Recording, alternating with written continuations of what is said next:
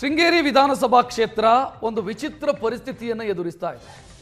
ನಿಮ್ಮ ಶಾಸಕರು ಯಾರು ಅಂತ ಅಲ್ಲಿನ ಜನರನ್ನ ಕೇಳಿದರೆ ಮೊನ್ನೆ ರಾಜೇಗೌಡರು ಇದ್ರು, ನಂತರ ಜೀವರಾಜು, ಈಗ ಮತ್ತೆ ರಾಜೇಗೌಡರು, ಮುಂದೆ ಯಾರು ಅನ್ನೋದು ಗೊತ್ತಿಲ್ಲ ಅಂತ ಹೇಳುವಂಥ ಸ್ಥಿತಿ ಬಂದಿದೆ. ಯಾಕಂತಂದ್ರೆ ಮಾಜಿಯಾಗಿದ್ದಂಥ ರಾಜೇಗೌಡರು ಈಗ ಮತ್ತೆ MLA. ಒಂದೇ ವಾರದಲ್ಲಿ ಇಬ್ಬರು ಶಾಸಕರು ಶೃಂಗೇರಿ ಕ್ಷೇತ್ರಕ್ಕೆ. ಜೀವರಾಜ್ ಅವರು ಪ್ರಮಾಣ ವಚನ ಸ್ವೀಕರಿಸಿದ್ರು. ಮತ ಮರು ಎಣಿಕೆಯ ನಂತರ ಅವರಿಗೆ ಪ್ರಮಾಣ ಪತ್ರ ಕೊಡಲಾಯಿತು.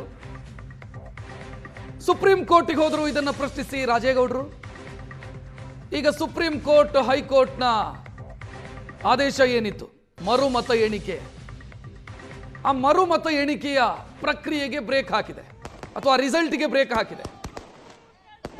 ಸದ್ಯ MLA ಯಾರು? ಮತ್ತೆ ರಾಜೇಗೌಡ್ರೆ. ಮೊನ್ನೆ ಜೀವರಾಜ್ ಅವರು ಪ್ರಮಾಣ ವಚನ ಸ್ವೀಕರಿಸಿದ್ದು, ಅದರ ಅವಧಿ ಮುಗಿಯಿತು. ಇವತ್ತು ಮತ್ತೆ ರಾಜೇಗೌಡರು ಪ್ರಮಾಣ ವಚನ ಸ್ವೀಕರಿಸಬೇಕು. 21ನೇ ತಾರೀಕು ಮತ್ತೆ ವಿಚಾರಣೆ ನಿಗದಿಯಾಗಿದೆ ಸುಪ್ರೀಂ ಕೋರ್ಟ್ ಅಲ್ಲಿ. ಅವತ್ತೇನಾಗತ್ತೋ ಗೊತ್ತಿಲ್ಲ. ವಾರದಲ್ಲಿ 2 ಬಾರಿ MLAಗಳ ಹೆಸರು ಬದಲಾಗಿದೆ ಶೃಂಗೇರಿ.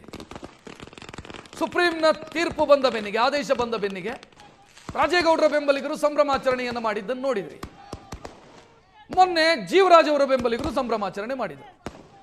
ಈಗ ರಾಜೇಗೌಡರ ಬೆಂಬಲಿಗರ ಸರದಿ. 21ರ ನಂತರ ಏನು ಗೊತ್ತಿಲ್ಲ.